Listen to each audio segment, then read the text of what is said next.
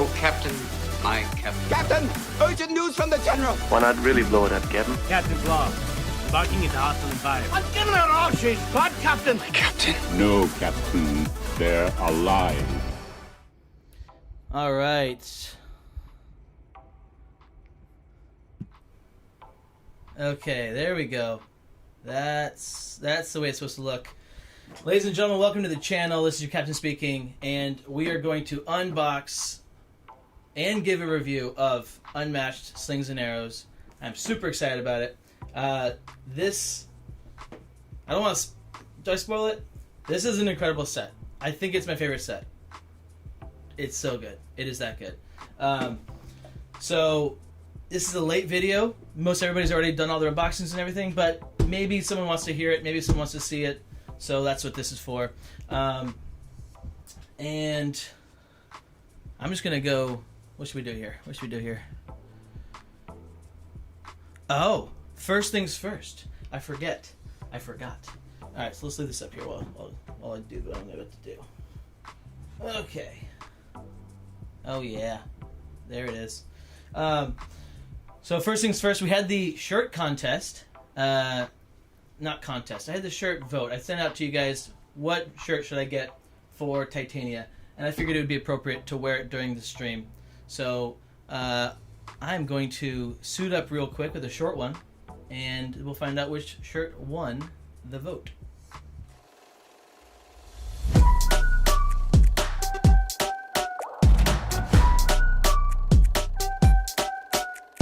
Max power, I'm about to go bigger and better. If I ever lose, set it on faster than ever. If I ever lose, set it on bigger and better.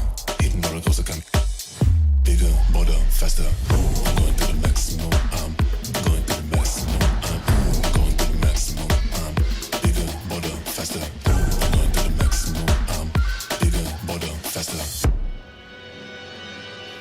Groovy. All right. Can you hear me? Yes, you can. So this is the shirt. This is the winning shirt. I'm a fan of it. I like it. I'm glad you guys chose it. It's a good one. It fits very well with Titania. We got the two fairies there. It's pretty. It's classic. It's clean. It's slick. It's blue. I'm a fan. So this is our Titania shirt. I will be wearing it when I play Titania, which I will be playing her. Okay, she is so much fun, super fun. So I will be playing her a lot. Yeah, groovy. I love that. I love when he says groovy. It's so fun. All right, so let's just get right into it. Oh no, guys, I'm sorry. You know, I keep saying that, and then I remember something else I have to do. Crockpots. We have Romantic, Greg's, Lasinski, 619 Sports, Chick Charney, O-Town, Shy Guy for Smash, and Matt Rod. Thank you guys for watching and supporting and all the things. Thank you. Okay, so here we go. I'm just going to be cutting into it and then showing off the box and all that jazz. If you're here just for a quick little, what does Captain think about it? Go buy it. Go buy the set. You will not regret it. If you don't like complex sets, though, you're not going to like it as much. So maybe wait and see what's all is in this. All right. So we're going to use this camera today for this stuff here. All right, look what we got. We've got Hamlet. What is this? Is this like this? Yes. This is like this. Look at the sisters. Look at that artwork. Guys, the artwork in this set is... It is... Is it the best? It might be. I think it's the best. Oh, you don't want to make him up upside down. The artwork in this set, guys, is absolutely incredible. And then there's your box. You've seen this box cover a lot. And there's the back, which, if you care, if you're into that sort of thing. All right. I don't want to. How do I want to do this? Because I have I've got another camera for the card close-ups, and I don't want to mess up that thing, so I'm not going to even bump it. Here are the rules that come in it.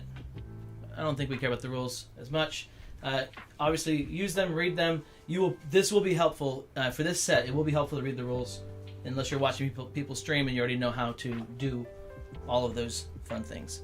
But there are very, very specific things in this set that will happen with the characters. Here are the health dials for the sisters, and as you can see, we have a big old cauldron here. Beautiful cauldron. And we will talk about that when we talk about the sisters. This is going to be a long one, guys. We started this 2 hours before the next stream. Tonight I'm doing a custom Crockpot clash with O-Town. That's going to be at 8:30. So we started this 2 hours early so I could have enough time to go through each character. We got Hamlet with his 2B tile, as well as the Rosencrantz and Guildenstern. Rosencrantz and Guildenstern. Very cool. Thematically, it works really awesomely. We got Titania and Oberon, and we also have Shakespeare. As you can see, the only person that has a unique one is Shakespeare with his little ink blot right there for 0, which is cool because he's the one that made the other one, so I guess that's why. We'll break down the map last. That'll be the last thing we go over. It is a good map. So, man, I do want to. We'll do a top shot. Let's go to the top shot just so you can see what this looks like here. Okay. So this is what it looks like, top down. You have your sisters. We have Hamlet, Shakespeare, and Titania. I'll get close-ups of those in a little bit. You have your stuff for the health dials, of course. They started packaging the sidekicks a lot nicer. They come as like this like nice little wrapping, which is really nice because they're nicer quality than they used to be. So it's very cool that they come packaged like this now. We'll get through that. This card is the foil that came, and it did not come as nicely packaged. It was just a card sitting in a box. That was the only, out of every single thing at this set, that was the only disappointment, was that it wasn't put in a little baggie or with a little foil, I had to sleeve it myself. That's the only disappointment, which if that's the only disappointment, that's absolutely fine. So this is the foil. We'll look at that later. And, all right, let's go. Who do you guys want to see first? First comment I see, we will get into. First comment that tells me which one we want to go with, we will go with. And if nobody does in the next 10 seconds, I am going to have to just pull the trigger. I feel like it's going to be Titania. Or do you save her for last? Do you go Hamlet first? Hambone? All right. I don't see a comment. Let's go with Hamlet. Oh, there it is. Shakespeare, mitosis. Okay, Shakespeare first. So, let's go back to the camera now. We're going to do this one here. So this is our close-up. Since we're doing Shakespeare... Oh, guys! Whoa. Hot dog. I just noticed this. So, look. There's more art on the inside of the box. There's your Titania art. There's the sister art, which I can't wait to show that off. Like, such good art. Look at that. Look at that Hamlet. Come on now. And then there's the Shakespeare. Alright, back to the cards.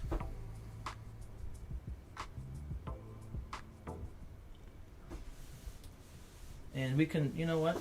Because it's his turn, we'll put him in the back. Oh, that's cool. I'm a fan of that. And where is he at? So here's his mini, first off. Here's his mini. It's a glorious mini. I hope this looks as good to you guys as it does to me. It's actually really, really good. Let's look at this for ourselves real quick. Yeah, the detail is awesome. I cannot wait for my artist to paint these. Oh, that's what I need to add that to the... yeah, I need to add that to my little scrolly texting at the bottom. I need to add his information. Battle brush paints. Is that right? That sounds weird now that I'm saying it. Pretty sure it's battle brush paints.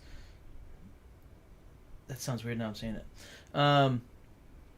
Yeah, he looks great. Guys, he looks awesome. We'll put him over here.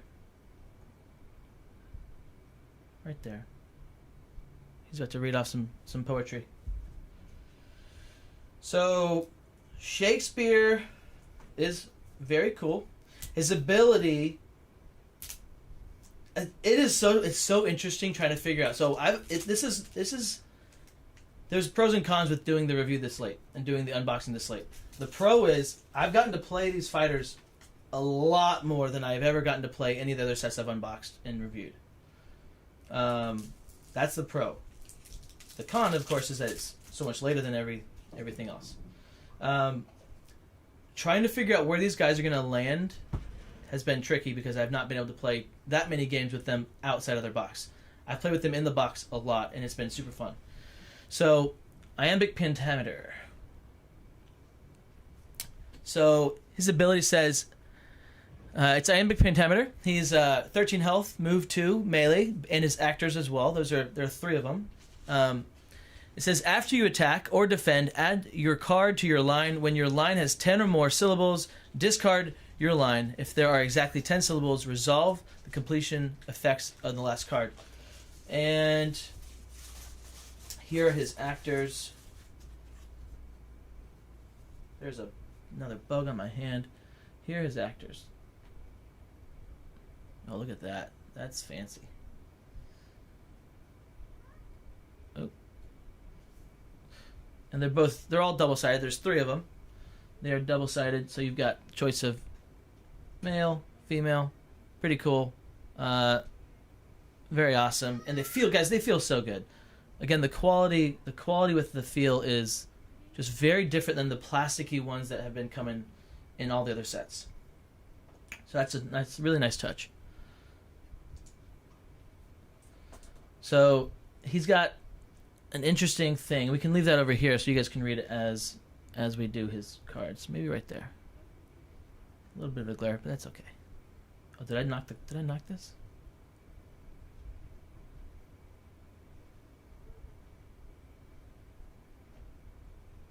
Okay, I think that's probably pretty good right there. So, first card we're going to look at is this one. Deceive. It's basically is feint, right? It's a 2 versatile. It says deceive. And what's cool is you'll see that the small number underneath the any on the left in that light blue, that is the number of syllables it has. And then under the word you can see it shows you deceive, right? Deceive. So it shows those 2 dots. That's how they mark the syllables in the name of the card. Immediately cancel all effects on your opponent's card, and then if this is the completion effect for the iambic pentameter, this is going to return to your hand. I played against, who did I play against? They got, I think it was Double Crunch. It was either Double or Mitosis. They got I think it was Double. He got, I want to say he probably used Deceive 8 times in the game that I played with him. It was nuts. It was awful. I don't remember who I was. I think it was that the sisters? It doesn't matter. It's not important. And there are 3 copies of that card. So all 3 copies of that card. Great card. Oh, let's look at the card back too. Let's give me that card back.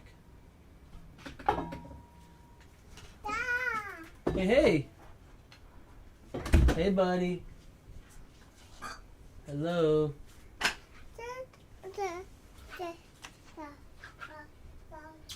Don't. Oh my.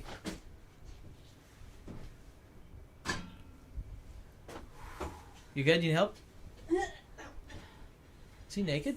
All right, love you, buddy. His foot. Okay. His foot caught the cord of the camera. I don't know how it did not tumble to the ground. So the card back, guys, looks awesome. It looks very good. Love you, little naked boy. I love my son. Okay. All right.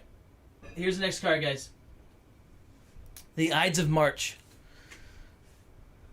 We have, it's a 2 versatile, and it's a 4 value. This is important. Oh, the last one was, what's the boost value of this, Deceive? It was a 1. The important, guys, it is so important. The number of times, because everything on this card is 2, except for the syllables. I have thought, oh, this is not being played. This is not completing the line because it's at 4 left. It needs 4. It doesn't need 2. No, it is a 4. Don't forget that. Okay, guys. I hope this helps you remember because this will be used, and then they will kill whoever they need to kill and deal that damage to them. And it's just really good. It's a very good card. It's a very good card at finishing a line to kill the thing you can't kill, or that thing that is not dying. And there's 2 copies of it. Besides that, it's a pretty useless card. If you're not using it to get the 2 damage, it's a useless card. Next up, we have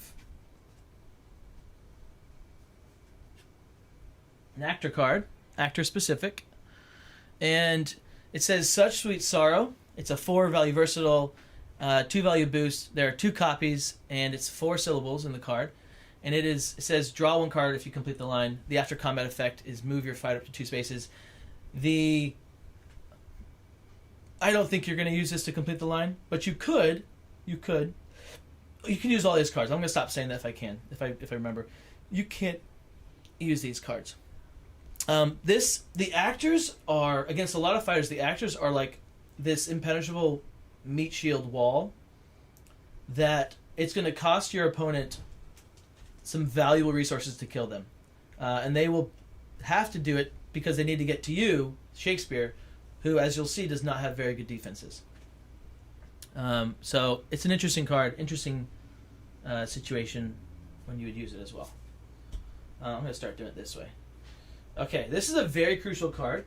Mitosis says this is the most crucial card of his deck. I can't argue it because it is a really good card. This is a 2 value versatile. It says Alas, and 2 value boost, 2 copies of it.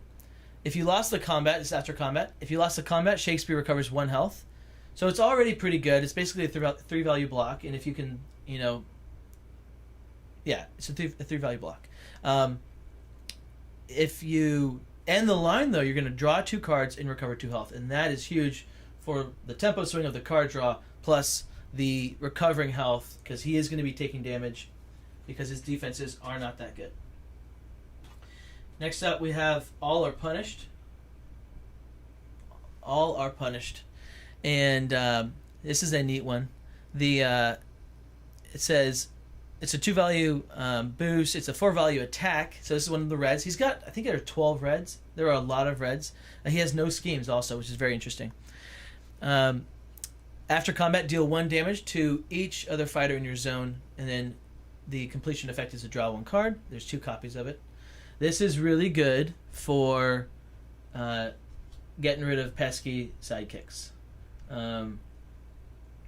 Because the damage is just going to happen. It's going to deal 1 to all fighters in your zone. So if you can capitalize on your opponent's mistake and get in there and throw this, you could nuke the whole board of their fighters. And it would be really, really, really good for you.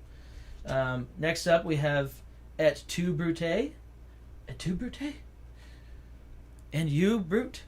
It's a 3 value versatile, but really it's a 4, unless it gets fainted. Because this is a cool one because it actually adds the person playing the card as well. Usually these kinds of cards say like every other fighter, but this one is for every fighter, each of your fighters. It's a 3 value boost. There's 2 copies of it. that's 4 value syllable, and it says during combat, increase the value of this card by +1 for each of your fighters adjacent to the opposing fighter. And then the completion effect is place each of your fighters in any space. So this can hit for a 7 if you have all of your actors and Shakespeare adjacent to the defender and you attack with it. It can be a 7. Or adjacent to the attacker, it can be a 7. So very good. Also very telegraphed. So there's pros and cons, right? But it's a great card. This is, I think I have settled on wanting to use this as defense for Shakespeare because he doesn't have good defenses. This is his 4 if there is one. So it's tough. And guys, the artwork is absolutely gorgeous. Placing your fighters in each space, in any space, that can be good. Setting up a defensive wall for your for Shakespeare behind your actors, that can be really good. Horror. So this is his main attack in the game. There are 5 copies, which is unheard of, and it is horror. But each one is actually different. So I'll show you each card. It's a 4 value attack, and a 3 value boost. And there's 2 syllables. During combat, increase the value of this card by +1 for each horror card in your line. So you play that one, and it's in your line. You attack again with another one. Now that one right there is going to be a 5. You attack again with another one. I'll slide this one down. And guess what? You just attacked with a 6. And you're only at 6 syllables. So you could do, in a world, you could do 6 or 5 horrors in a row with no purples in between. And it would be nasty. That would be absolutely nasty. But it also would be impossible, I think, because you should be dead at that point, right? You have attacked you have attacked without drawing any cards properly. Like, you haven't defended any attacks for the entire, like, it just, there's no way it works that way, but it is cool. The completion effect is, I think, where it gets its bread and butter. So let's say that we had let's do this real quick just to show the line, the way it works. Maybe this will help you guys. Maybe I should have done this beforehand. Let's say that this was here, okay? So as you can see, our syllables add up to 8. We have 2, 2, and 4.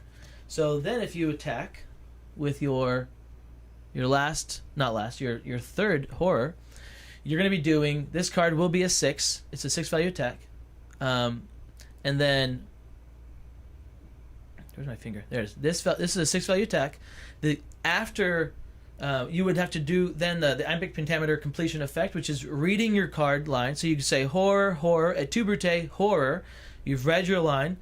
And then you get the effect, which says deal 1 damage to the opposing fighter for each other card in your line. It is not every card in your line, it's each other card in your line. So excluding the card that you just played, that last card, it would be 3, because you have 1, 2, 3 cards. That's dealing 3 damage. So you hit them with a 6, and you just dealt 3 damage.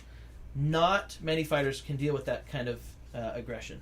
And there's 2 more artwork. I'll show you 2 more pieces of art for that. They got really creative with this set. So there's snakes, and then we got spiders. They got creative with this set with some of the liberties they took, because this is not, they don't do this. They don't have 5 of the same card usually, and then decide to give them flavor and like uniqueness in the art style. So that's really cool that they did that. If I say they, I'm talking about Restoration Games. So happy that they did it, because it's really, really cool. It's fun. People have their different favorite ones. This card, I think, is the most important in his deck. Arguably the most important in his deck. And it's also the most telegraphed, and there's also nothing that anybody can do about it, really. So, really cool card. This is My Kingdom for a Horse. It's a 6.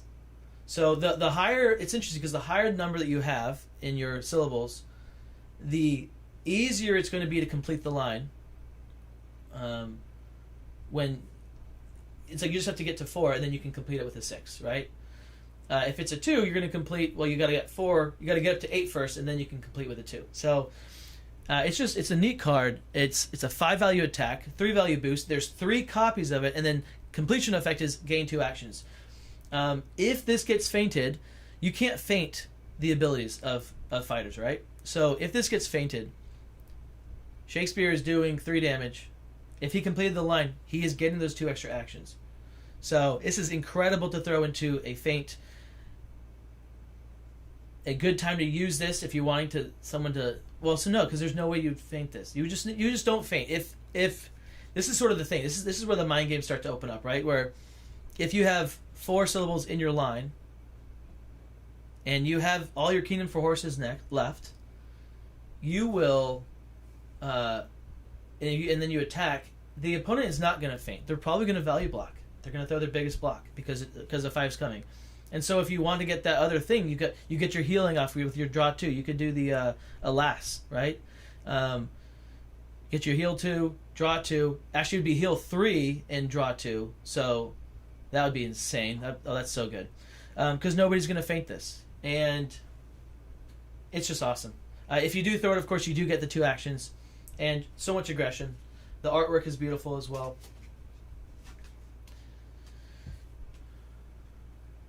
Okay, the next one, another 6-value syllable is Once More Unto the Breach. It's a versatile 3. There's 2 copies of it, boost of 2. And this is going to, after combat, return a defeated archer to any space in Shakespeare's zone. So this is nice. A little after combat, you get it if you're just throwing it first or throwing it after 2 syllables in your line, or if you're gonna throw it when there's less than 6 left in the line. But if you do complete with this card, it's going to return all of your defeated actors to spaces in Shakespeare's zone. If you don't have the space in your zone, you can't do it. So do not throw this card when you are sitting in a solo space. When you see the globe map, you'll see it. It's got a lot of different little solo spaces. If Shakespeare's sitting in there, he can't bring back his actors. So that's important to think about. Really good card, though. Very important for his kit. Places.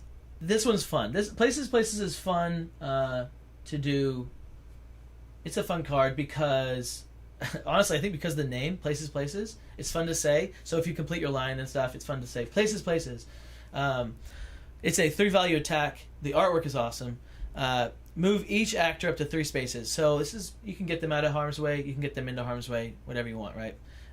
Completion effect is place Shakespeare in a zone. It's a boost of 1, there's 2 copies, and there's 4 syllables. This is one of his worst cards in his deck, but it's also, it can be important sometimes. This is his regroup. It's called Revise, and it's a regroup, so it's a purple 1, boost of 2. There are 2 syllables on it. It's an any, which is nice.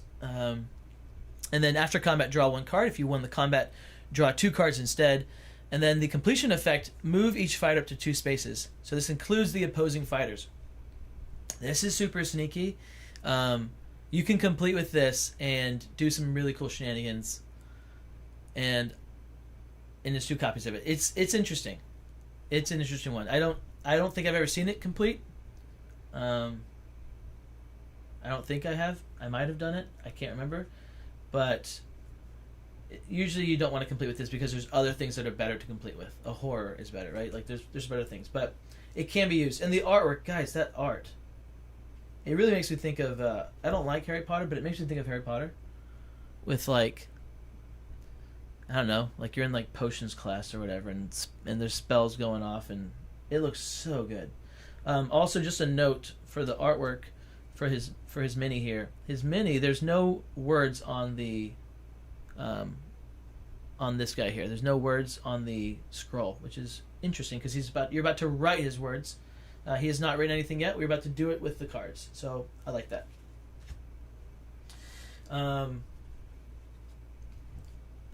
Is this his last card? This is his last card. This might be the most important card. Okay, if you can get 2 of these in your hand, you are golden for a while. And that is the actor's card again, which is another one that's super fun to play and say when you complete your line and whatnot. Again, and it's a 3-value versatile. It's a 2-value boost. There's 3 copies of it, and it's a 2-syllable card. Again, after combat, you may return the first card in your line to your hand before you add this to your line. So, if there are 8 syllables in your line and you play this card, you could complete the line if you want to draw a card, or you could choose to bring back that first card. Maybe you threw a kingdom for a horse with your first attack, because who is going to block it, thinking it's a, no one's thinking this is the first card that's coming. So you throw this, they take it, ouch, boom, you're about to complete the line. They think it's a horror maybe coming, and you have no other horrors in your line, so they're not going to feint it. You attack, and it's an again. Actually, that makes no sense because it's a Shakespeare any or only, and this is an actor, so that would make any sense. They definitely know it's coming, but they can't do anything about it besides feint it, take a damage, and you feel good about it. Again is awesome. If you can cycle these guys, this is why they have to throw a 4 or higher to kill your actors, because if you have agains, and this is the first card played, especially if this is the first card in your line, you can just play this on a loop. Like, okay, you play again, and then you play again, and you bring back your first one, and then you go and go and go and go and go. At some point, they have to decide how to stop that and spend some big cards. So that is Shakespeare, and I need water.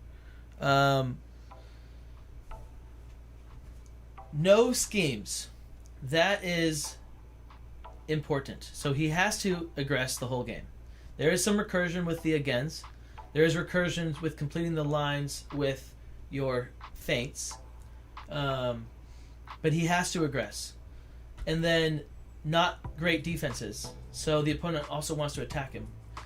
The other thing is he has no blues. So there's no blues and there's no schemes, which means he only has versatiles and reds. He can attack with every card in his deck, which is interesting.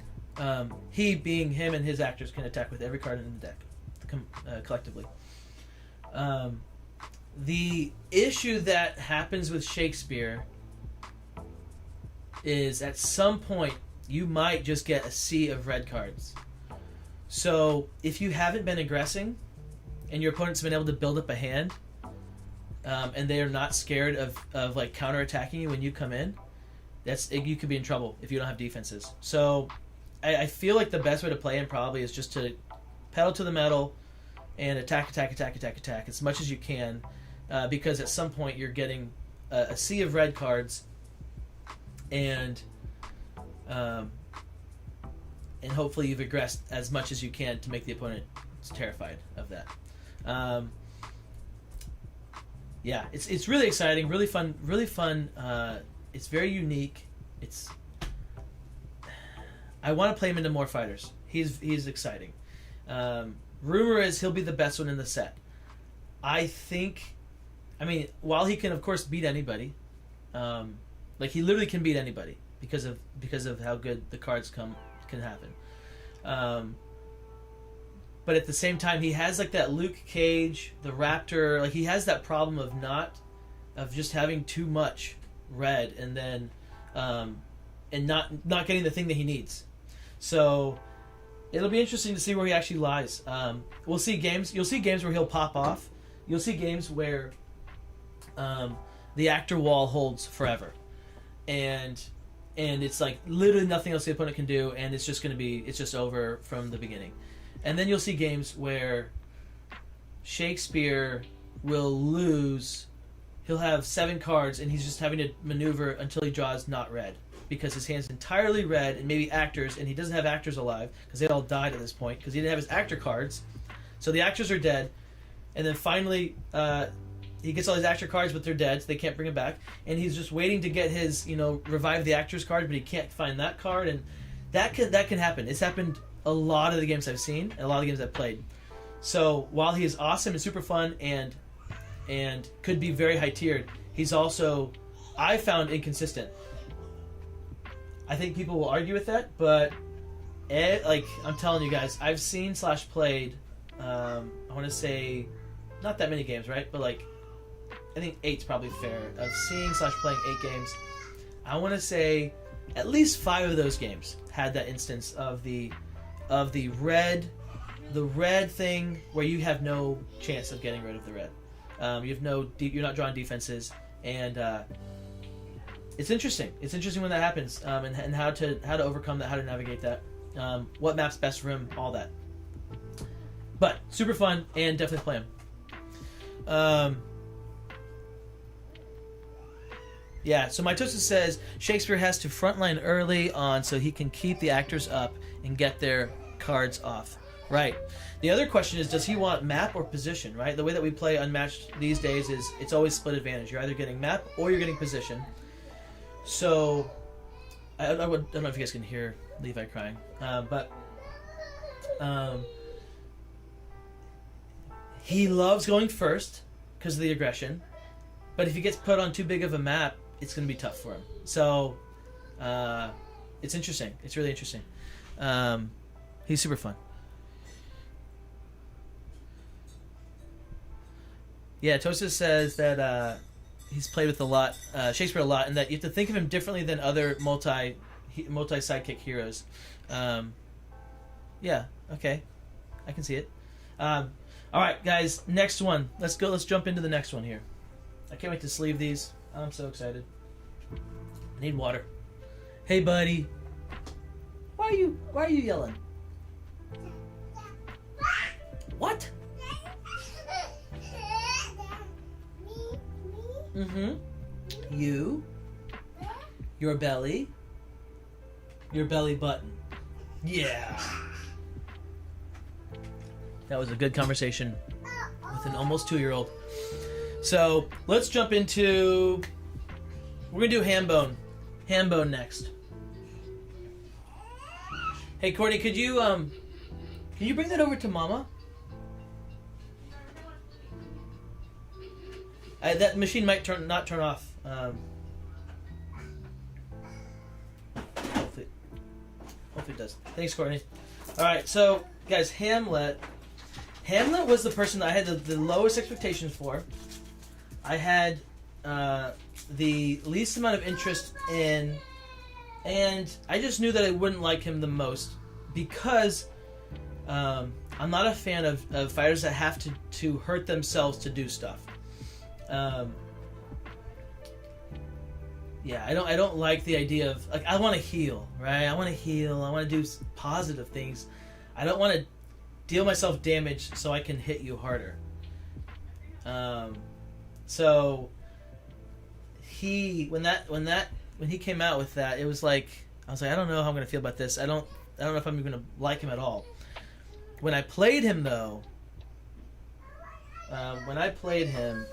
he was actually a blast to play. All right, we got Hamlet time. He was a blast to play, and it works. It really just works. So you're a coward. Yes, I am a coward. So guys, look. Here's our Hamlet. He's got the skull. He's asking the question, to be or not to be. That is the question. Very, very royal, very majestic, very powerful. For a dynamic pose of a fig, it's really good. None of these figures are dynamic in their posing, but they all are very nice. The detail is very, very good on all of them. Yeah, Hamlet has come around on me. So there we have the sidekicks, Rosencrantz and Guildenstern. It's the same, I think, on both sides. And so the question, he is that focused? I think it's probably better right there. So the question, he's melee. He has 15 health. He's moved 2. He's a sidekick which has 6 health. And the question, at the start of your turn, choose to be or not to be. If If you choose not to be, deal 2 damage to one of your fighters. And then if you choose to be, when you maneuver, you draw 1 additional card. And then when you're not to be, you add +2 to the value of only Hamlet's attacks. Right out of the gate, you're thinking, how can this possibly be balanced? It is. They did it. They did a very good job with it, and it's shocking how it works. It's kind of like, it's like the T-Rex. You know how the T-Rex draws after every turn? At the end of your turn, you draw a card, and there's just that super aggro. Like, Hamlet can be at 3 cards in his hand, and then end the next turn, like end that turn at 7 cards just by double maneuvering. It is wild how quickly he can get those cards and then use them. And then you have times where you're going to attack, but you're actually not to be. Okay, how's this not confusing? There are times when you'll draw 2 and then attack with your next action. And there are times when you will take the damage just to not draw 2, just to not draw 4 cards. Like, you'll take the damage, maybe to Rosencrantz, you deal them 2, and then you just single maneuver twice. Like, for example, turn 1. In your very first turn, you either are going to take 2 damage, or you're going to draw 4 cards and discard 2 cards at the end of your first turn, which will feel awful. Or there's another way in here, which we'll show you in a second when we get to it. It is, and then the other way is, of course, just boosting. If you can maneuver in and then boost an attack, which if you are not to be, now you have less cards. So maybe you maneuver in, boost in, attack when you are to be, but then you're not hitting as hard. There, guys, just that, like, literally that very first turn has so many decisions in it, and that very first action. That is how exciting it is to play Hamlet. Let's look at the card back. The card back is gorgeous. You have a rapier. You have some roses on the bottom right. You got this nice like light and dark kind of thing. Do I choose life? Do I choose death? To be or not to be? And the crown above. It's just very, very awesome. And then there's text in the back. I'm assuming that's from the play, from Hamlet. So, with that being his ability, you can think these through here. Oop, oop, oop, right there.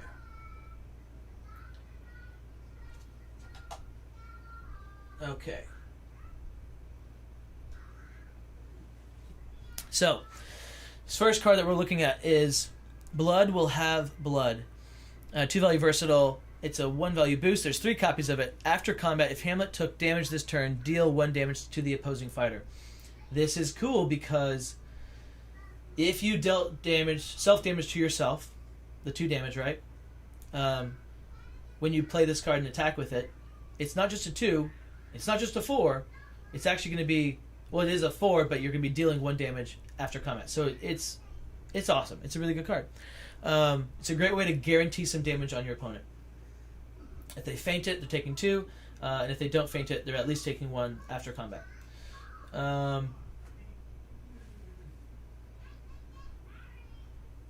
3 copies of that. It's a Hamlet only. There are no Rosencrantz and Guildenstern specific cards, which is very, very helpful for this deck. And that is because thematically, from the play, Rosencrantz and Guildenstern are the 2 guys that are taking Hamlet to be killed. Hamlet finds out about it, and so then he actually has them killed instead, and it is thematic in that sense, which I like a lot. And I forget who told us that, but it's in one of the videos and one of the comments we gave credit. So, to sleep, perchance to dream. It's an any, 3-value attack, 2-value boost, and it's 3 copies. If you won the combat, move the opposing fighter a number of spaces up to the amount of cards of combat damage dealt. If you lost the combat, Hamlet recovers 1 health. This is either going to create some distance from you, or it could be used as a first action attack to pull them, to keep them coming back in, or it can be used to just gain health. So it's a great card.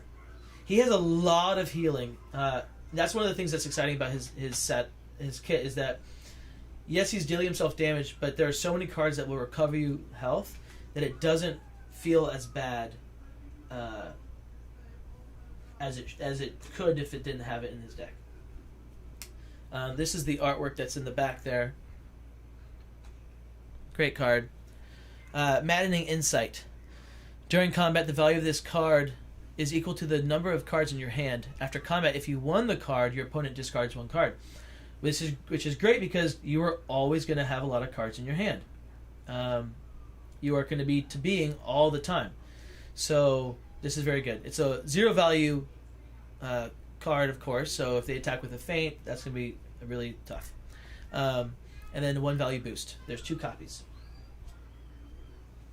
So this is the way that you can deal with that first turn issue if you like panic about it or whatever. Watch my first game playing as Hamlet, guys. I did not think strategically when that first game of him, and I was like, oh my, what have I done? And I think I just overdrew and discarded 2 or something. It was awful. It was so bad. I almost won the game still against Titania, so it wasn't terrible, but it was such an inefficient bad turn. So Method in the Madness. This is a scheme. It's a 3 value boost. There's 3 copies of it. It says put any number of cards in your hand on the bottom of your deck, then draw up to that many cards, gain 1 action.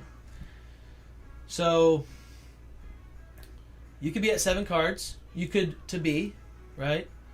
And so then you maneuver. You're at 9 cards. You play Method in Madness, and you could, so let's say, put all your cards back into your deck, and then just because you gain an action, you just single maneuver. You got 2 cards. Hopefully, you do a defense, and you're not going to die. Or more, I think, efficiently would be you put all your cards back in. You draw 1 card back for the effect.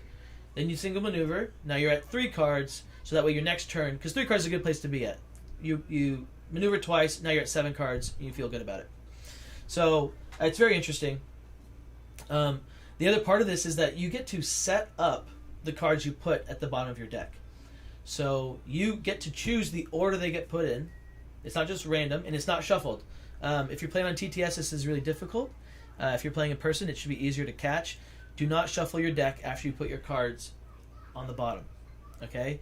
But because of this, you get to know the order of the cards coming up. You can actually sort of plan out and think through what you're going to do with it. If you're playing Hamlet, use a timer if it's a competitive game, because otherwise the person playing Hamlet can literally just, like, okay, they can math out exactly what's going to happen and just take forever as long as they want to figure this thing out. Now, hopefully you're not playing with somebody that's just going to, take an hour doing that, but it could happen. It's a very good card for his deck.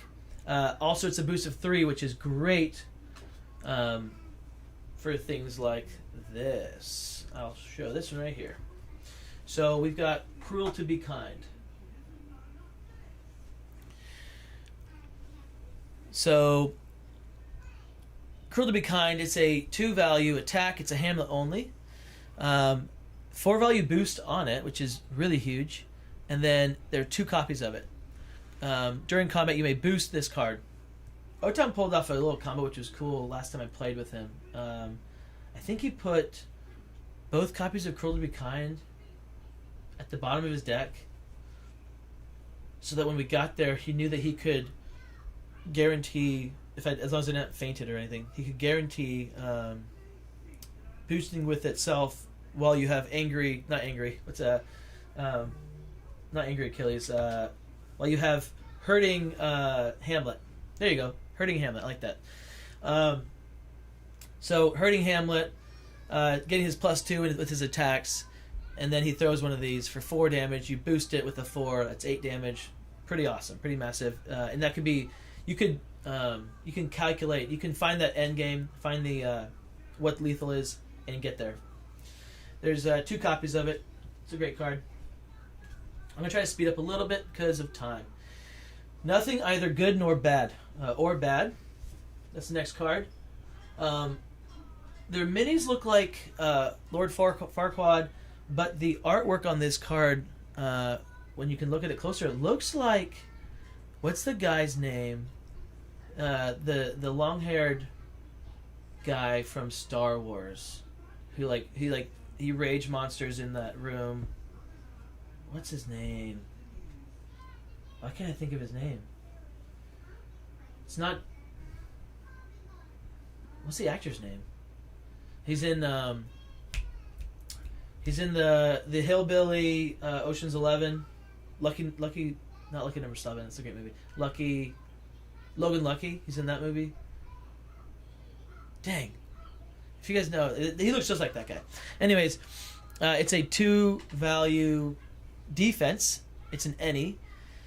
And then it says nothing either good or bad. And 1-value boost. After combat, if your opponent played a versatile card, deal 2 damage to the opposing fighter. And then there's 3 copies. So this is really good into Shakespeare, who can only play either reds or purples. Great card for that. It would be a great card into, Yanenga. It'd be a great card into non-Khonshu Moon Knight. Cool card. It's not. Besides that, it's not. I don't know if it's that used actually.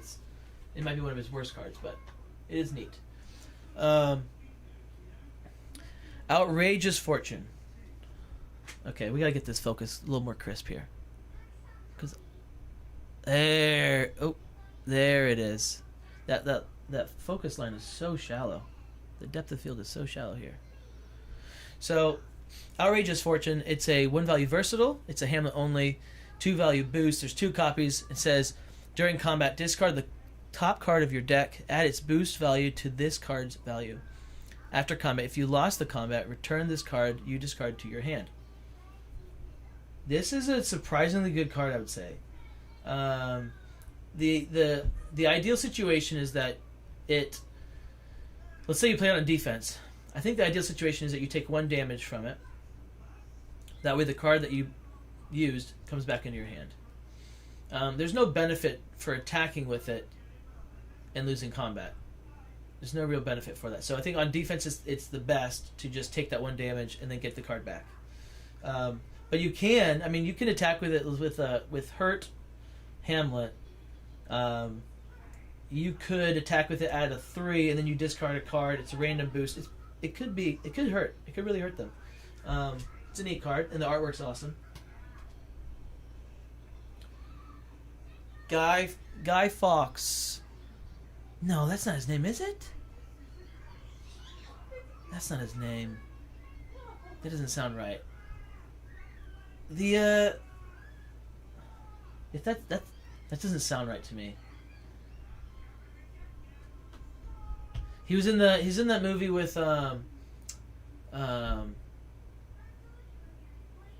Scarlett Johansson, and they're getting a divorce. That guy. I haven't seen the movie, but I watched a thing that studied that, like a film study of it, a film breakdown of it. Okay, here's another scheme. It's a Hamlet scheme. The Ghost. That's his dad there, guys, in the picture. It's a 1-value boost. There's 2 copies. Choose one. Hamlet recovers 2 health, or place Hamlet in any space in his zone and gain 1 action. This is a good card. It's a very important card in his kit, because you want to be the most efficient, right? You want to hit twice if you've taken damage. If you've had to deal yourself that damage, you want to hit him twice. So, yeah, it's a good card. Yes, Kylo Ren. That guy, Kylo Ren. Adam Driver. Thank you, Pouch. Thank you, Pouch Surfer. Adam Driver. That's it. Let me show you the card again. I'm telling you, this guy looks just like Adam Driver from Star Wars. Pretty close. It's pretty close. There's Adam Driver, guys. The guy on the left. Maybe besides that mustache, the mustache has to go a little bit. Maybe let's get rid of the mustache.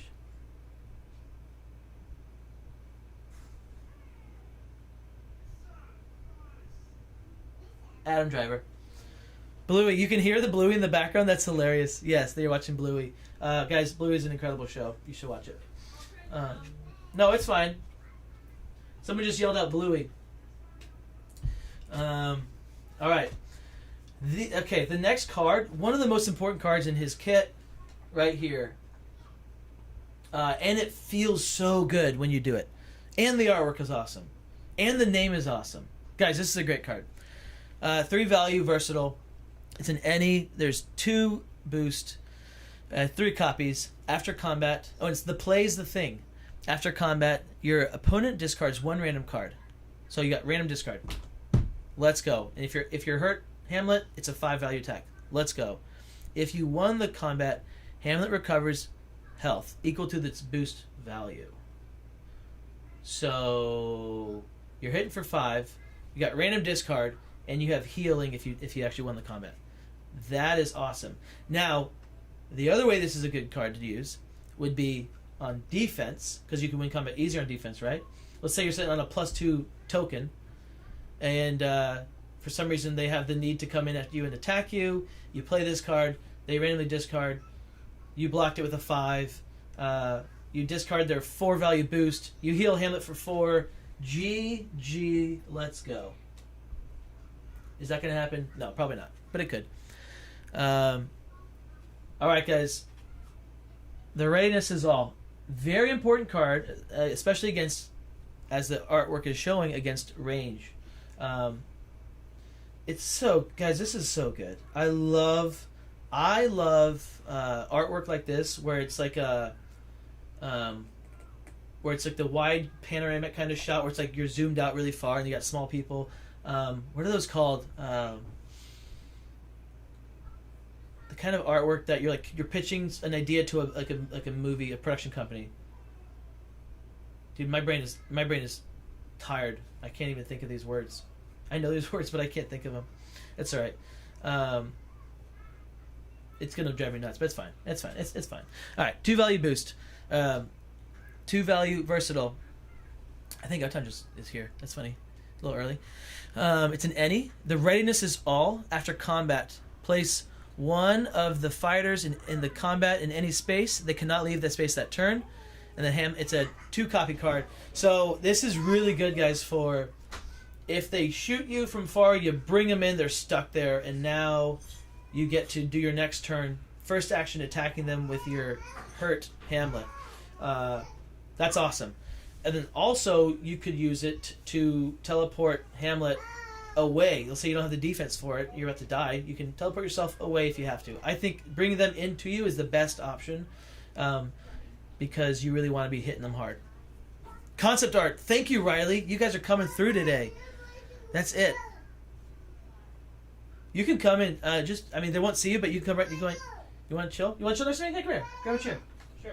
Yeah, grab a chair. Can I eat my food? Okay. All right. I don't have to. No, eat your food, O-Town. This guy. Over there? Sure, over here. Yeah, ruin the stream with your filthy eating of food. All right, guys. This is a really cool card. I don't know what. Now I do know what. I never knew what, but now I know what. So this is the rest is silence. I always thought he was just hovering in the air. No, he's kneeling on the ground.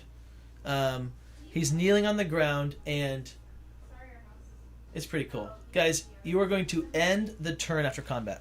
2 value defense. Grab that chair right there. And then, so 2 value defense. It's a Hamlet only. 3 value boost. 2 copies of it, and you're going to end the turn after combat. This is going to stop so many things. This stops so many things. I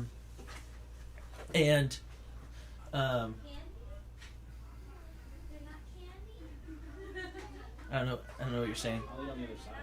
Yeah, if you wanted to be in camera, you can be right here. But if you want to just hang out right there, that's totally fine. I can just provide just knowledge bombs. Sure. Your mic is on, so don't smack. That's all I ask. right, thanks, man. Okay, so it's also a good boost. So if you have to boost with it, you're good to go. It's gonna block. It's gonna stop. What are some? Okay, thanks that you came. Now that you came, we can. Sorry, I can use you. So what are some end of turn things that's gonna stop? What are the things that's gonna stop? I'm trying to. First off, because it's defense. It will stop any after combat effect that your opponent is attacking with. Mm-hmm. So that's going to end immediately. It will also stop any after combat abilities. So like Achilles' ability. Right, the draw, or Robin Hood's ability. The bounce, right. Or anything that says like after you attack, then do this. Yeah. Stop those, yeah. The sisters can't cast spells. That's huge. Which is huge. In their set. And then for Shakespeare, it's also huge because with Shakespeare, he's doing his line. Just don't be super clean. Of course. That's a massive. It's gonna overflow immediately. What is that? What you got there? Pad Thai. Pad Thai? You come into my house, eating my favorite food in front of me. I have to watch you do it. I thought it was your favorite food. It is Pad Thai. Yeah. This is Dolly's too. This is good. Ooh, it sounds good. All right, yeah. Here, let me figure out a way to do this. Yeah, just cleanliness. If that's gonna be, this chair could be your table. Yeah, let's do or that. Use that. There, use that to open it. Yeah, there you go. All right. So Uncertain Doom. This is a 2-value attack. It's an any card. The artwork's awesome. So good. That is so good. So 3-value boost. There are 3 copies of it, and again, this is gonna be one of his things that's just gonna smash Shakespeare, which is if your opponent played a versatile card, ignore its value. If you are angry, if you are hurt Hamlet, and you use this, then you are guaranteeing 2 damage into a feint. And then if they throw a versatile, you're hitting them for 4 damage. This is a great way to get some damage in. That is Hamlet, guys. What do you think of him? He is very fun to play. He's very thinky, and it's cool that he works. It's It's that same kind of like cool that they work with She-Hulk when they made the Move 2 fighter solo fighter work. It's that same kind of thing, but better. Like this feels like it should have been more of an issue almost, dealing yourself damage and all that. But it really works well, and it's not like you don't feel like you do when you play against the She-Hulk. So pretty awesome. That's Hamlet. That's Shakespeare. Let's move on to. I need water for these next 2. We're gonna go to Titania. Got 45 minutes. All right. Titania, guys. Titania. She is super fun. So here's her little girl. How do I show this well? Very pretty. Night night, buddy. I love you. I'll give you a hug in a second, okay? Night, Levi. Really, really fun. Bye, buddy. All right, I'll give you a hug. Gordy. Hey.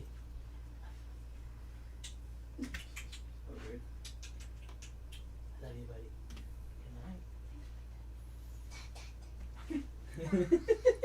buddy. She goes, say goodnight, Daddy. He goes, tut, tut, tut. Okay.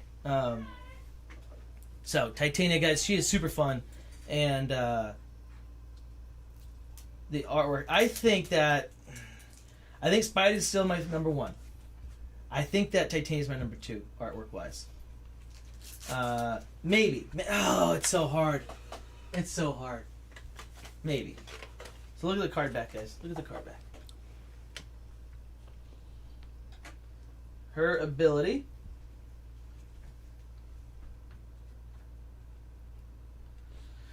So Titania is ranged and 12 health. Move 2. Oberon is 6 health melee. Fairy magic. It says if you do not have a face-up glamour at the start of your turn, flip the top card of your glamour deck face up. Its effect is ongoing while it remains face up. By the way, your movement's bumping so if you can. Sorry. You're great. All right, so let me show you guys the glamours. The glamours are really cool because the way this whole set is, like, the replayability of this set is off the charts. Just like because of all the decisions you have to make. That is why this set, I think, is so high for everybody. I think it's my highest set. It's my favorite set. I think it is. For hardcore Unmatched fans, yeah. Yeah, definitely. Because the decisions you have to make are... You're making these complex decisions every stage of the game. So the glamours... Let me show you guys the glamours here. We have... Let's do it like this. The Glamour of Greed. At the end of your turn, you may draw 1 card. The Glamour of Invisibility. Your fighters may move through opposing fighters. This glamour is only useful if you got pinned the turn before, which you probably already it's not useful, but it can be. It could be. But they're moved too, so it doesn't really make sense. The Glamour of Jealousy. When Titania or Oberon are attacked before playing a card, they may swap spaces. If they do, your other fighter is now the defender. So this is really good. This is very good for when Obi has 1 health left and he's about to die and they're coming in to attack him, and then this thing pops up and you're like, cool, I don't have to worry as much about him getting killed. Bro. Calm down. Come on now. I'm working on it. Take care of that table. Then we have the Glamour of Rhyme. This if you want to combo your opponent and just take them to Ouch Town, this is the scheme for it. This is the glamour for it, because you're going to get an extra action after every single scheme that you play, which I found out by playing with mitosis, which is so cool. Guess what that means? Scheme tokens also count? Heck yeah. We talked about that. I did not talk about that. We did. Well, we talked about that. Talk about that. You didn't talk about it on stream, but we talked about it, and the last time we played Winter Soldier Titania. Did we? We were on the raft, and I was like, ooh. I didn't understand. I didn't realize the gravity of the situation. Because what happens... So, what is cool is, like, you go to... it just changes everything. Let's say you're on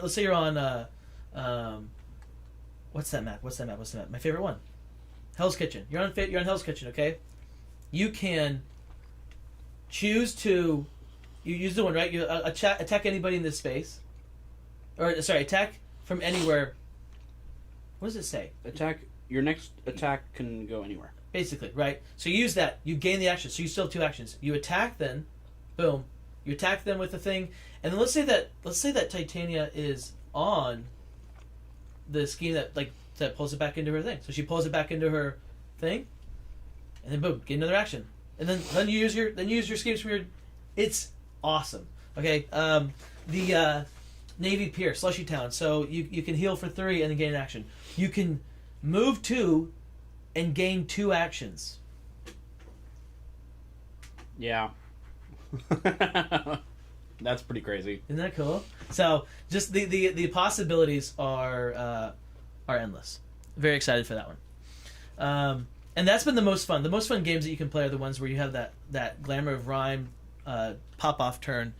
Glamour of Love. This is one of my favorite ways of playing her, which is to just be annoying and and just do annoying things with the opponent and pushing them into the pit and making them have to leave their space so they have to boost it. I like making the opponent have to be inefficient on their turns.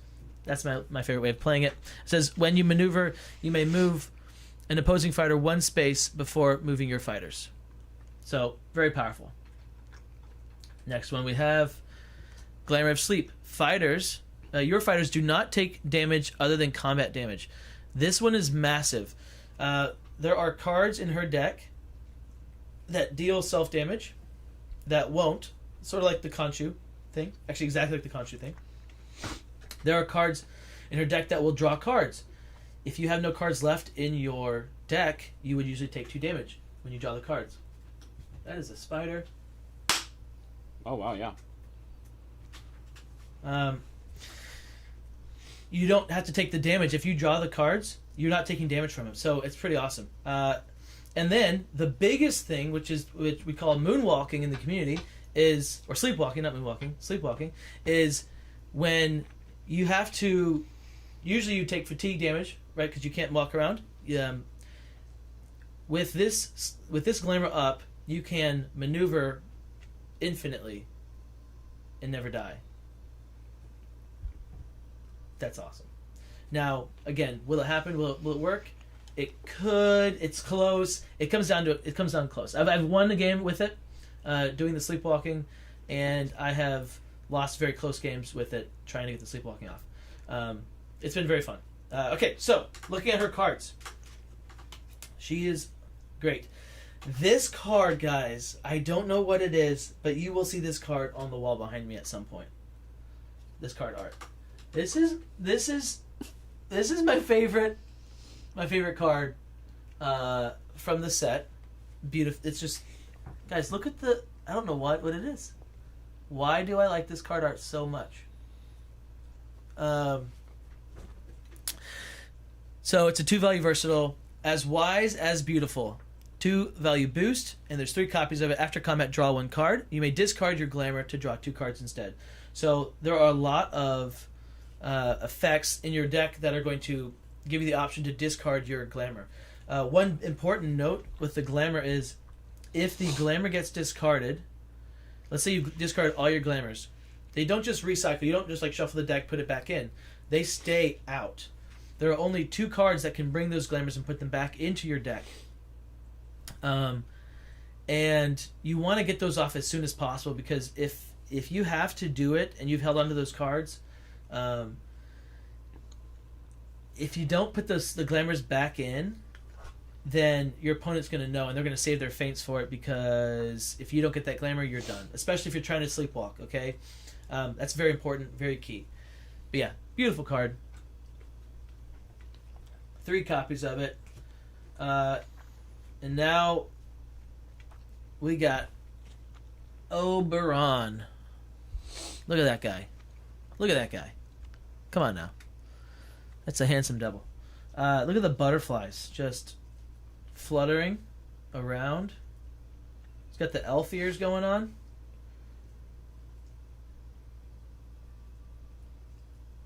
That's some good art. That's some good art right there. What fools these mortals be? It's an Oberon specific. Choose an opponent, look at their hand, and choose a card. They shuffle that card into their deck. 2-value boost, and there's 2 copies. This card by itself is not that great. It's good, but not that great. This card with the rhyme scheme is awesome. I don't need to explain why. You know why. You guys get it.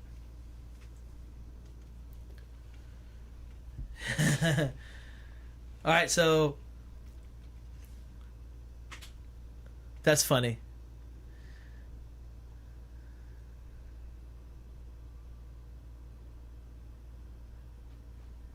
Okay, what's this? I'm trying to read I'm not understanding Cosmic's Read it out loud. It's sick against anyone with token sidekicks. Buffy power on a range. Oh, okay. He's talking about the going through. The going through. Right. Yeah, I was gonna say Electra too. Like, and then Mitosis says sleepwalking is overrated. It sucks. And then Riley says, "I agree with Mitosis." I think in the set, situational. In the set, it sucks because you'll never. They're all way too aggressive. Way too aggressive. Yeah. I agree with that. I think I agree with that. I think it's fun. It's just fun to do it. It's fun. I was talking like it's fun to have it in your back pocket. Well, good to threaten it. Yeah. It's always good to threaten it. It's always good for the opponent to know this could happen if you don't. And it pretty much never hurts being your last glamour, you know. Oh, Riley! I always forget that Riley. You are double crunch, dude. I had no idea. That's double crunch. Did you know that? I did not. No, I didn't know that. Riley's always talking in our chat. That's double crunch. Also, Quantum is Quants. I don't know if you knew that. You mean Quantum? He was in one of your streams recently. Oh. That's Quants. He commented in the Discord. He was like, "I don't think Captain realizes." That's funny. No, I do not know if you guys. If your name is not what it is, like Cosmic Zap is a gentleman because his name is Cosmic Zap. All right. Are you saying Double's not a gentleman? I'm saying that double is not. He What? put Riley. You. I don't know who the heck Riley is, but now I do. Thank you so much. I said, I remember our game cap where you tried to get sleepwalking going, but the cancels were enough. It was double crunch.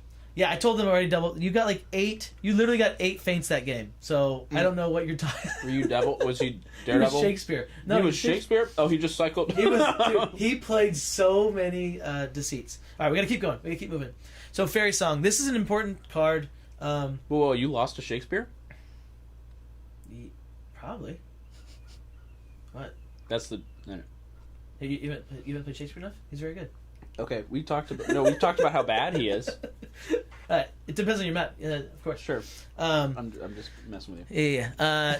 Fairy Song. So it's a 3-value versatile. It's an any. At 2-value boost, there's 3 copies. During combat, you may discard your glamour. If you do, the value of this card is 5 instead. There's 3 copies of that. This is an important card. You need it early. Here we have the next Oberon card, which is a very important card. A lot of value. It's a 5-value attack. 2-value boost. There's 3 copies of it. Met by Moonlight. After combat, place Oberon in a space adjacent to Titania. Thank you, Double Crunch. He said the first game he obliterated me, I believe. Yeah. Nice. I believe it was like, hey, check out this neat trick I can do, and then Horse. And then the next one he was like, all right, no tricks for you. And then you're gonna place Oberon adjacent to Titania. Here we go. Parting Gift. This is the Khonshu attack thing where you're gonna deal damage to yourself, but if you have that one glamour up, the glamour of sleep, then you will not take damage for it. Very important. 2-value versatile. Any card, 1 boost, and 2 copies. Parting Gift. After combat, you may deal 2 damage to each fighter in the combat. Good way to just get some guaranteed damage on your opponent. Yeah, very sneaky too. A lot of times they aren't expecting it because there's only 2. Right. Protection of the Fairy Woods. Beautiful card. This is one of the best card art for sure. It's so weird how some of the worst cards, like, I guess it's not a bad card, but some of the worst cards have the best card art. Protection of the Fairy Woods. 1-value boost. There's 3 copies of it. Immediately you may discard your glamour. If you do, cancel the effects of your opponent's card. So this is one of her feints. This is her only feint. I guess there's 3 copies of it. Well, Titania, Queen of the Fairies. I'll walk when I get to a certain card. I'm gonna tell you a story about it. It was really, really funny, and it's really funny because it was so stupid and bad. I'll get there. okay. All right, so Queen of the Fairies. This is a very good card. It's telegraphed, pretty much, but it's also very good.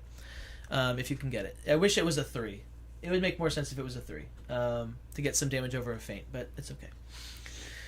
Queen of the Fairies. It's a 3-value boost, 2-value attack, 2 copies. During the combat, increase the value of this card by +1 for each glamour in your discard pile. So this can hit very hard, upwards of 8. If you can get over a feint or go against someone without feints, solid choice. Here is the Medusa card that became a whatever they call it. Titania card. No, when it's like a shared common card. Momentary Glance. And it's just you're gonna deal 2 damage to somebody in your zone, which again paired up with the rhyme scheme is going to be deadly. You can 2 damage. You can use them both. 2 damage. 2 damage. You still have 2 actions. Bop, bop, bop, bop, bop. Just do. You can do everything. Sorry if I made you guys go deaf there with my finger hitting the mic. That's one of my favorite arts that she has. I think. You like that one? I think that looks so much better than Medusa's, but also looks just good in the set in general. Yeah, those little butterfly wings. Mm-hmm. That's cool. That's pretty. It does look good. It does look good. I like. It'd be fun to have that and Medusa, and then Yenenga's the eye one. Yeah. So we have The Moon Looks Down. It's a 3-value versatile. After combat, put a discarded glamour on the bottom of your deck, of your glamour deck, and it's a 2-value boost. 2 copies of it. So this card is the card that's very, very important, because once you've gone through all your stuff, especially if you had a really bad glamour order, and you want to like sort of set up the end game. Maybe you haven't seen your schemes yet, so you want to get that rhyme at the bottom, or maybe you haven't seen. Maybe you're setting up the glamour of sleep, or the love walking thing. So whatever it is, you put that back in there. Very important. This is the card that wants to be fainted by your opponent all day. Next card, we have an awesome value blocking. Again, just such pretty artwork. 4 value versatile, any 1 value boost, 3 copies, whisked away. After combat, move your fighter up to 2 spaces. You may discard your glamour. If you do, place your fighter in any space. So you're automatically getting that movement, and if you discard your glamour, you're getting to place anywhere. So huge to use in that first action attacks by your opponent. Let's say that Oberon went up to an opponent, attacked him with his 5. They fainted. He dealt 3 damage, so now they get to attack him. Turn 1, you play a whisked away. You can just get out of there. Pretty great. So here is the card that comes with a little story. But a Dream. This artwork also might be like this. This is why her art's so good. This is why her art might be the best, because it's so good. But a Dream. Oh, are you actually getting attacked? No, you're not. They were just butterflies, dream butterflies. It's a 0 value defense, but a Dream. 2 value boost, 2 copies. Immediately cancel all effects on your opponent's card, ignore its value, and return it to your opponent's hand. After combat, draw 1 card. So, I was playing against Mitosis. He was Tomoe, and first off, I think Tomoe just smacks Titania. At least on the map that we played. We played 2 maps. It was brutal. But also Mitosis Tomoe is also very good, of course. But I was like going for this fatiguey thing, and then he throws first action. It was so stupid. He throws the 7, and I'm like, oh, this is awesome. I get to dream your 7, get wrecked, right? Do not dream of first action attack. First off, if you have other defenses, throw your other defenses first. But I dreamed it like, yes, I get to dream your 7. He picked up the 7, of course, because it goes back in his hand. I drew a card getting closer to exhaustion. He attacked with the 7 again. Which of course is the time then you want to play it. It was it's bad. So funny. Do not play it against the first action attack. Unless you have nothing else. Right. So, bad decision. But it was like, man, this is 7. I don't want to get hit by a 7. Aha! Oh, guess what? You're still getting hit by a 7. Yeah, really rough. And he still didn't have to use an extra action for it, because it's really, really interesting. So, the next card, this is, I believe... This is one of the most important cards in the deck. She has a lot of important cards. This is one of them. And that is the Gift of the Fair Folk. I don't know what we're looking at here. Like a well or it's a fairy circle. It's a ring of shrooms. Yep, shrooms, and there's a fairy, or there's a sun in the middle. I think that might be her. Or a fairy. It could be. Yep, it could be. But any hoozle, they get to do a lot of stuff here. So, you're going to choose 2 different effects. 1 fighter recovers 2 health. Awesome. Draw 2 cards. Awesome. Move 2 fighters up to 2 spaces each. So you get to choose whichever 2 you want. That is so good. You're going for fatigue, then choose your heal, choose the movement. If you're going for aggression, choose the draw 2, maybe movement, maybe heal, whatever. And if you have your glamour of rhyme, of course. Then you get to gain an action, and that is massive. When you draw 2 cards, if you draw another one of these and you have the glamour of rhyme, you're just comboing off and getting so many cool things. Yeah, pretty awesome. So that is Titania. Yeah, Otan. What's super cool is that she, if you want, she can have 7 passes, or she can have 7 schemes that allow her to continue to aggress and deal damage and ruin you. You know, like in the action game. So like you can, it's so cool that glamour allows you to play it either way. You can play very long game with 7 passes is almost the most in the game. It's it's huge. It's huge. What's cool is that, you know, because of her kit, it sort of seems like, okay, she should definitely be played fatigue always. No, because she can hit really hard. She can aggress really, like, it depends on whatever your glamour is. Play based on your glamours, basically. If you get it, go with it. Your glamours plus your hand combined, a little bit of matchup. Crazy options. All right, guys, and then the last one we're going to look at. It's 8:06. We're making pretty good time. The last one, I can't. In the set, I believe the sisters are my favorite in the set. Playing only within the set, sisters are my favorite. Yes, hands down. When you start to play them out of the set, Titania bumps up, I believe. Sisters might bump. I haven't played them enough. I don't know. I love the sisters. They're so much fun. So, all right, let's get into the sisters here. So we've got Hansy. Oh no! What did we call? What did I call him? Poindexter called him Hansy. Hands, smoke bomb or fire bomb. No, that was pipe bomb. Was this? Pipe bomb. Yeah, I named this one pipe bomb. This one was Gandalf, and this one was this? We just called her Hands usually. Was it Hands, or was it Bear, or like Scary, or like Boo? Boo. Boo is good though. Yeah. So you got Boo, you got pipe bomb, and you got Gandalf. Unless someone else remembers what I said actually. So we can leave that there.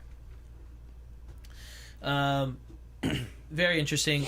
The Wayward sisters have different symbols on their backs. You can see the symbol that's going to match, as well as the what they're holding, what they're doing with their hands. That is represented on the cards. Let me show you what I'm talking about here.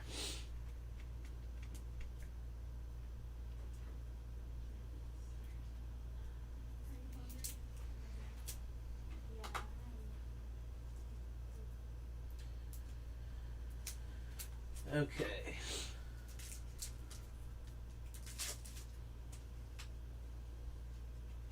So we have, let's slide these little juniors down. Slide on down.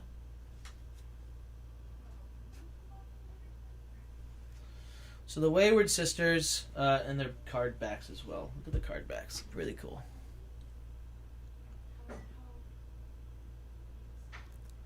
Wayward sisters, they're melee. There's 3 of them. They have 6 health each. They're move 2. Their ability is Bubbling Brew. Your cards go into your cauldron instead of your discard pile. After you attack, you may cast one spell that you have the ingredients for. If you do not, discard all cards. If you do cast, right, then discard all the cards in your cauldron.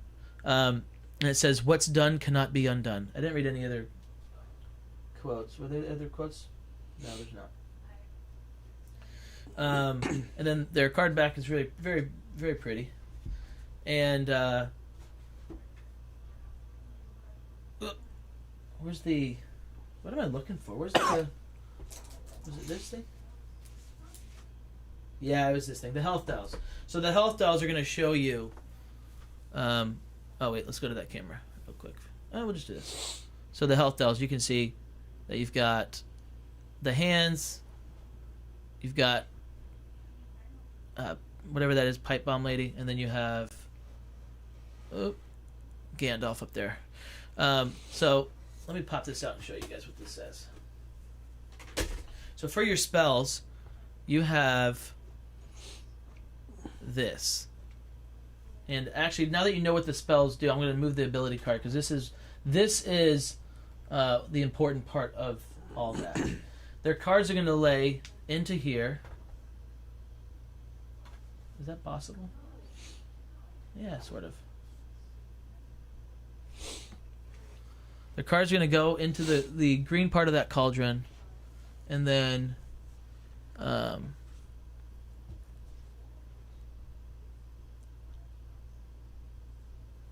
okay. Well, based on the symbols that you have in your cards, you're going to either use a snake and a bat to draw one card. One of your fighters recovers a health. Or you're going to use a snake and a... what should you call it? I'll just call it Talon.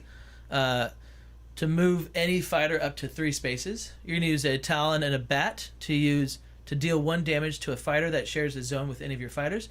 Or you can use all 3 to gain an action.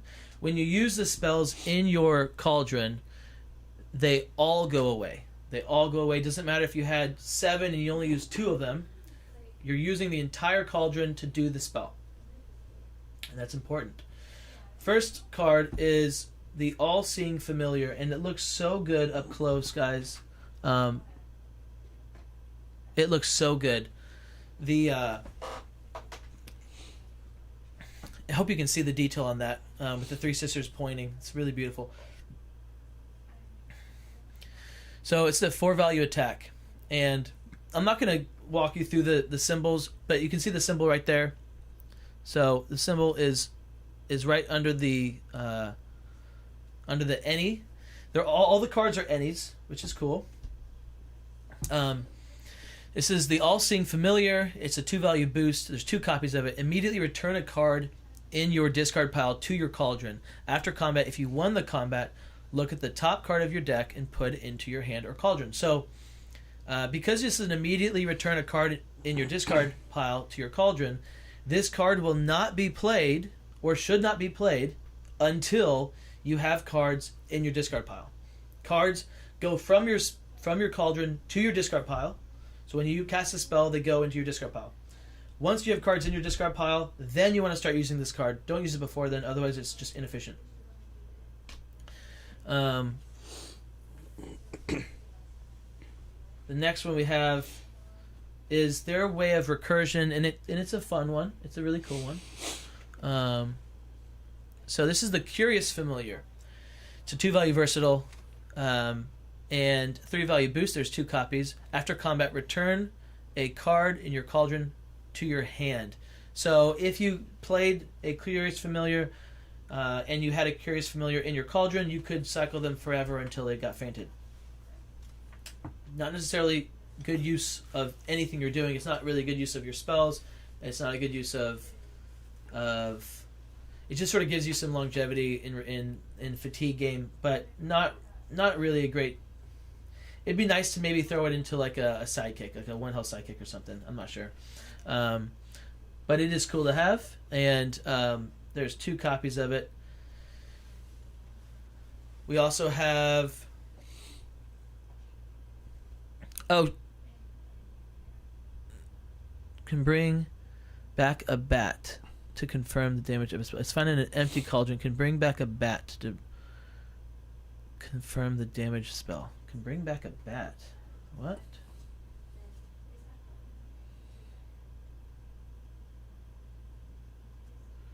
Okay. I see what you're saying. All right. So looking back at this one, Mitosis is saying you can use it on an empty cauldron. You can, yes. If you look at the top card of your deck, and then it could be a symbol that is nice for you. If you need a card, you could do it also. You win the combat, you can put it in your hand or in your cauldron. So you could play it. You could get a symbol. Well, he's saying that the immediately effect allows you to pull a bat from your discard into your cauldron immediately. And then no matter what's on the top. If you don't have a discard, then you can't do that. No, look at the immediately effective. Return a card in your discard pile to your cauldron. Yeah, so then you. If you don't have a discard pile, then you can't. Oh, if you don't have a discard pile. Yeah. Okay, well, yeah. That's what I keep saying. That's what I'm saying. Oh. Yeah. So I don't think that's what he's saying because I said you're saying if you don't have a cauldron. No. If you don't have a discard pile, it's not useful. Correct. Maybe he was thinking the same thing. No, if you don't have a discard pile, then you don't want to necessarily use it. Correct. It'd be inefficient. All right, here's your double. This is a very important attack. It's a 3-value attack, and 2-value boost. There's 3 copies, and it's during combat. It's called double. During combat, increase the value of this card by 1 for each different ingredient symbol in your cauldron. And at the end, I'll show you guys the artwork, spectacular, that this creates, which is really cool. But I won't do it right now. Possibly. Okay. Yeah, but not right now. Yeah. Thanks, man. Sure. So it says it's a Toil and Trouble is the next one. It's a 2-value defense. It's a snake. Oh, I'm not telling you about the symbols. That's right. And, oh, that's funny. This entire video has had no music. Haha! Ahoy! I just realized that. That's so funny. So, Toil and Trouble, 3-value boost to 3 copies during the combat. Increase the value of this card by 1 for each different ingredient symbol in your cauldron. The card that you're playing is not immediately in your cauldron. So, if you had Bat and Talon in your cauldron and you play this card, it is only a 4. If you had once this goes in, then of course you have now all 3. So then if you played Toil and Trouble again, it would then be a 5. But just important to note that the card that you're playing does not count immediately for the during the combat thing. There's 3 copies of that, and then Fire Burn and Cauldron Bubble. 3-value versatile, 2-value boost, 3 copies. Fire Burn Cauldron Bubble. It's immediately return a card in your discard pile to your cauldron. It's just great. It's great to play. It's great to have it. You get to help your spell making. It's a very important card for spell making and for getting some cool stuff to happen. All right, next card we have the Hurly Burly. This is a tough card because it's the only. I believe it's the only attack. Let me see. Is it the only attack that snakes? Yes, it is the only card that can be attacked as snakes. So, if you need a snake to either gain an action or do whatever you're trying to do, you attack with this card. It says reveal the top during combat. Reveal the top card of your deck. Your opponent chooses one. The fact that they get to choose it is where this card is not as good as it could be. But either you're going to put a card into your hand, or they're going to put the card that you have revealed into your cauldron and add its boost value to the card's value. So you're either attacking with a boosted attack, or you're getting a card into your hand. If they are taking damage already, they're probably not letting the boost happen. If it's a 1, then they might let it happen. But you're probably not doing that much damage with this card as is. But it's it's an interesting card. The artwork's awesome. It's a cool card. Very, very interesting. There's 3 copies of that as well. It's a 3-value attack. This is a very important card. I love this card. And it is pricking of my thumbs. So, first, the art is so killer. This deck is so good. It is... this is by the same artist that did Bloody Mary, and that set did this set. And you can see that in this art right here. You can feel the darkness. The darkness. You can feel the blood, like the same blood tone and color, and like it's very, very reminiscent of the Bloody Mary cards. 2-value defense, 1-value boost, 2 copies. Pricking of my thumbs. Deal damage to the opposing fighter equal to the amount of combat damage your fighter took. So, great way of getting some damage as long as you're not dying. Or if you are going to die, you're guaranteed to die. Let's say you have 1 health. You can throw that card, really get some value out of your sister. Okay, especially if you know a big attack is coming. Next up, we have Prophesy or Prophecy, whatever you want to say. And this is a neat one. So it's a scheme, and it's a 2-value boost, 2 copies. Look at the top 4 cards of your deck and put 2 of them in your hand and the other 2 back on top of your deck in any order. This is also in King Arthur's deck with Merlin. I like it more in this deck. So this is interesting. A lot of times I'm using this to boost, because a lot of times I already have more cards than the opponent, like by a lot. This is, I think this is my favorite card in the deck, because you get to cast 2 different spells. So it says cast. It's something wicked this way comes. Not my favorite art, but my favorite card. It's good art, but not great art. 3 value boost, 2 copies. Cast any spell, then cast a different spell. Do not discard any cards from your cauldron to cast these spells. It doesn't specify that you don't need to have the ingredients to cast the spells, but that is huge. You can have an empty cauldron, use this card, and then cast 2 spells, separate spells, different spells. It's awesome. It is very, very cool. And then, it's just whatever you want to do in the moment, it's going to make it so you can do it. Here's a card that... This is the only card that cares about what zones you are in and where your sisters are placed. It's a 0 value versatile and 1 value boost, and there's 3 copies of it. It says the stars align during combat. The value of this card is equal to the number of different zones all your fighters are in its total zone. So this is going to be upwards of a 7, and some maps the most it could be would be like a 5. But most maps are probably around the 6 range. This is good. This is a good card.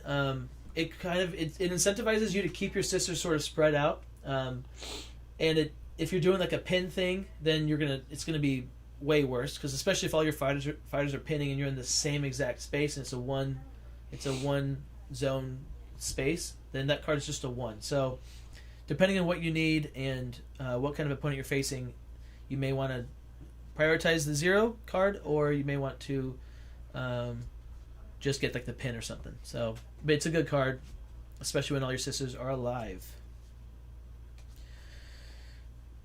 Next up, we have Unnatural Remedy, and it's a 1 value defense, 2 value boost, 2 copies.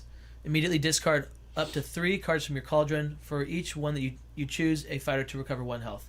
And you can choose the same fighter more than once. This is a good card for like recovering when you've filled up your cauldron with too many ingredients. So I like to use this one when my thing's all messy, and then I can get rid of 3 of the cards. This one goes into it. Ideally, you had like 1 bat, 1 claw, 1 talon. You had, I don't know, 3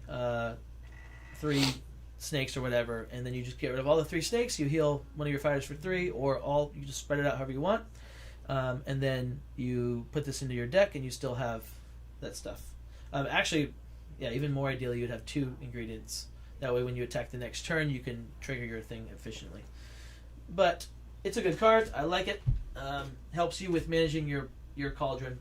And then the very last card is this one. And this is going to be, I think, a way to get range closer to you, which is your ward. 3 value versatile, 2 value boost, 3 copies. After combat, place the opposing fighter in any space in your fighter's zone. So this is good. You could set up pins with this. You can move people around. There's some maps where you can like teleport them far away from you, which is cool. Whatever the situation calls for, you can do it. And the last thing I'm going to show you guys is just the attention to detail again that Restoration Games did, and it's the artwork that you're looking at right now, actually. But it comes alive with your cards, which is so cool. I can't see what I'm doing here. That's pretty good. That's not bad. Oop. Guys, look at that. Come on. Come on. Maybe we just do like a little bit like that. Oop, oop. Okay. That's fine. That's fine. That's fine. I want to. I don't want to. Okay. Oh, there it is. Oh, there it is. Guys, look at that. Come on now. That is absolutely awesome. I hope they do this in every set from now on. They could have some really cool stuff, especially if they start to do some like wider, like panoramic kind of stuff, like some wide shots. Oh, it's just absolutely gorgeous. I'm very glad that they did it, and it is something that we enjoy. Okay, we got a video coming up. I need to get to the map. Let's talk about the map real quick before we end this thing. So, who do you guys like the most so far? Who are you most excited about? I like them all. I love Sisters. I love Titania. I love Shakespeare. I really like Hamlet. That's how I would say it right now. So here's the map. We have the Globe Theater. And it is very interesting because you have solo zone, which is weird for a map to have two. You have a kind of a pocket there, if you can like there. That's like a pocket-ish. You got a little thing there, like. Not maybe pocket's wrong. Pocket's the wrong term. That's a pocket. But and then you got some like the purple goes there, but then you also have purple there. You got green, yellow, this brown little zone. I find them always in this little zone. If you're in there as Shakespeare, there, then make sure that you have space for your actors to come back on. Because again, if you don't have enough space, you're not gonna get your actors on the board.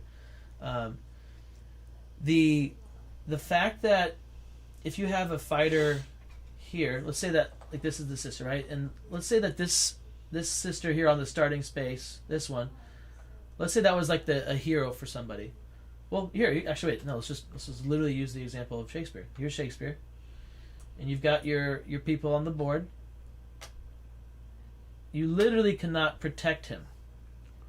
So if you want to run in with, let's say that the sisters are here. Okay. If you want to run in, you can. You can get right in there and attack Shakespeare turn one, which is awesome. Yeah. So there's just this board is very unique, and it's a lot of fighters I think are gonna like it. And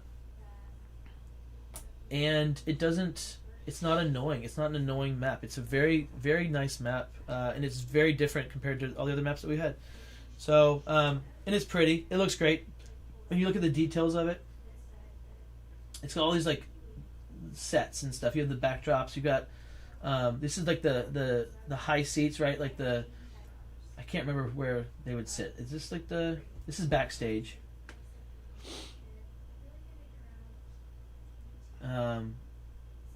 It's really good, guys. It's really, really good. And you can see the different levels. It's a beautiful one. So, that is the Globe Theater.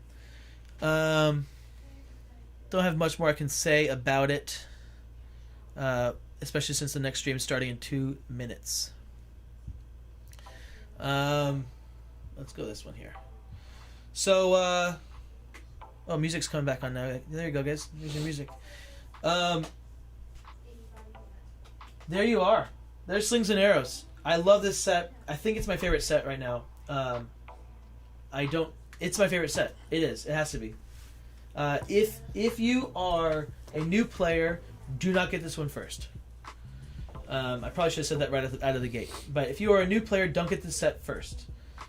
Play some of the other sets first. Play Robin Hood, Bigfoot. Play Little Red. Play the Battle of Legends. Any of those are great. This is more complicated. It's just very thinky. You may not love the game as much if you buy this one first. If you are a heavy hardcore board gamer, go and you can buy this set. If you like thinking a lot and just like if you like options and choices, this is an awesome set for you. And if you're an experienced Unmatched player, if you're in the competitive scene, if you're on the Discord, all that, this set is awesome, and you will love it. 10 out of 10 stars. Yeah. I will say that Here, lean good close to Yeah. your mic. Check 1 2.